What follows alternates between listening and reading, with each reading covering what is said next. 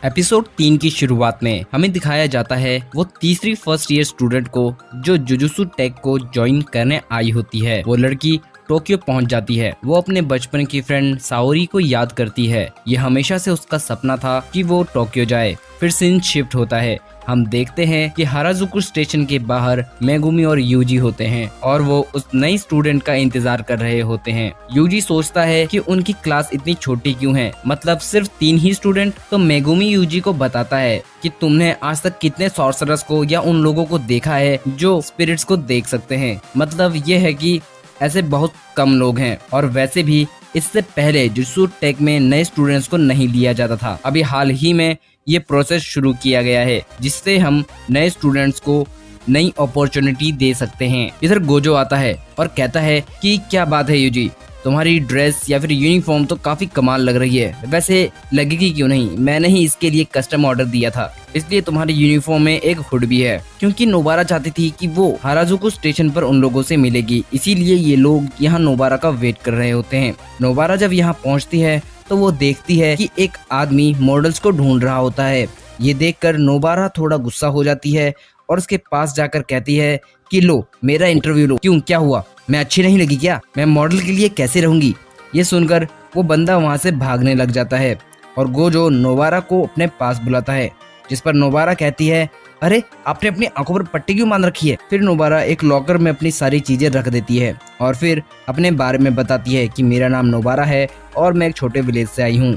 साथ ही Megumi UG से पूछती है कि तुम दोनों को तो एक नाज होना चाहिए क्योंकि अब तुम्हारी टीम में या तुम्हारी क्लास में एक लड़की भी है और वो भी मैं, नोबारा कुकीसागी। यूजी और मेगुमी अपना नाम बताते हैं मगर नोबारा को घंटा कोई फर्क नहीं पड़ता। अभी गोजो उन लोगों को घूमने जाने के लिए कहता है। गोजो की बात पर नोबारा और यूजी काफी ज्यादा खुश और एक्साइटेड हो जाते हैं और कहते हैं कि पता नहीं कहां पर घूमने जाएंगे। इतने में गोजो कहता है कि उसकी टेंशन तुम मत लो, वो सब मुझ पर छोड़ दो और चलो हम लोग जा रहे हैं रुपांगी। फिर सीन शिफ्ट होता है। हम देखते हैं कि गोजो उन तीनों को एक पुराने बिल्डिंग के पास ले आया है जिसके पास एक कब्रिस्तान भी होता है। इन्हें बताया जाता है कि इस बिल्डिंग के ऊपर एक कर्स ने कब्जा किया है। तब मेगुमी यूजी को बताता है कि कब्रिस्तान की वजह से बिल्डिंग पर बुरा प्रभाव पड़ा है जिसकी वजह से यहाँ पे कर्स आई हैं। नोबारा कहती है इस बारे में तो जुजुत्सु स्टूडेंट्स को पहले से ही पता होता है, तो फिर मेगुमी तुम फिर से क्यों बता रहे हो। तो मेगुमी नोबारा को यूजी का सीन समझाती है कि यूजी ने सुकुना की फिंगर खा ली थी, तब से वो हमारे साथ है। नोबारा ये सब सुनकर यूजी से थोड़ी नफरत जैसी करने लगती है। तब गोजो बताता है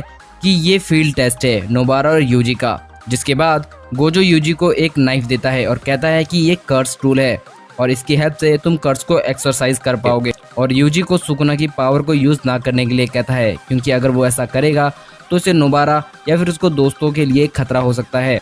फिर यूजी और नोबारा दोनों बिल्डिंग के अंदर चले जाते हैं। मेगुमी को भी अंदर जाना होता है लेकिन गोजो मेगुमी को रोक देता है और कहता है कि ये टेस्ट नोबारा के लिए है तो तुम्हें नहीं जाना चाहिए। बिल्डिंग में नोबारा और यूजी उस कर्स को ढूंढना शुरू कर देते हैं। तब नोबारा यूजी से कहती है कि तुम नीचे से ढूंढना शुरू करो और मैं ऊपर से ढूंढती हूँ, लेकिन यूजी मना करता है और कहता है कि हमें साथ रहना चाहिए क्योंकि हमें पता नहीं कि वो कर्स कितनी ज्यादा पावरफुल हो सकती है। लेकिन नोबारा यूजी को चिढ़ाते हुए नीचे जाने के लिए कहती है और ऊपर चली जाती है। यूजी नोबारा को जाता देख रहा होता है कि तभी उस पर एक कर्स हमला करता है, लेकिन यूजी अपने रिफ्लेक्सेस की हेल्प से खुद को बचा लेता है और उस नाइफ की हेल्प से कर्स को खत्म कर देता है। गोजो मेगुमी को बताता है कि यूजी सच में एक पागल है और कर्स से लड़ने के लिए पागल होना जरूरी है, वरना बुरे से बुरे कर्स से लड़ने में परेशानी हो सकती है और इस टेस्ट से हम पता लगा पाएंगे कि नोबारा कितनी पागल है।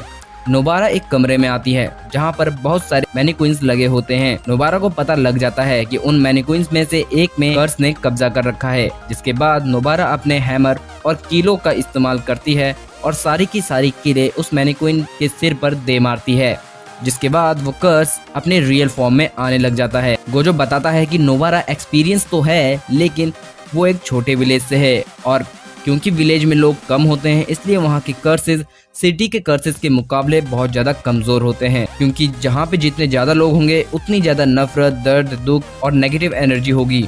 इसी वजह से नेगेटिव एनर्जी होगी। हम देखते हैं कि वो कर्स खड़ा हो जाता है। नोबारा थोड़ी हैरान होती है लेकिन उसके कीले अभी भी उस कर्स के सिर में लगे होते हैं, जिन्हें नोबारा अपनी पावर्स की हेल्प से एक्सप्लोड कर देती है, जिससे वो कर्स उस मैनिक्विन से आजाद हो जाता है। तभी नोबारा वहाँ एक छोटे बच्चे को देखती है और वो उसे बचाने आगे बढ़ ही रही होती है, तभी वहाँ वो कर्स आ जाता है और उस बच्चे को पकड़ लेता है। वो कर्स उस बच्चे के गले में अपने नाखून लगाने लगता है। नोबारा हैरान हो जाती है कि ऐसा कैसे हो सकता है, ये कर्स सोच और समझ सकता है जो कि नामुमकिन होना चाहिए, इसमें इतनी शक्ति कैसे है। ये कर्स ज्यादा ताकतवर तो नहीं है, लेकिन इसने बच्चे को पकड़ लिया है और अगर मैं इस पर हमला करूंगी तो ये बच्चे को मार डालेगा, और क्योंकि मुझे इस कर्स को खत्म करना है इसलिए मुझे इस पर हमला करना होगा, लेकिन मैं उस बच्चे को बचाना चाहती हूँ।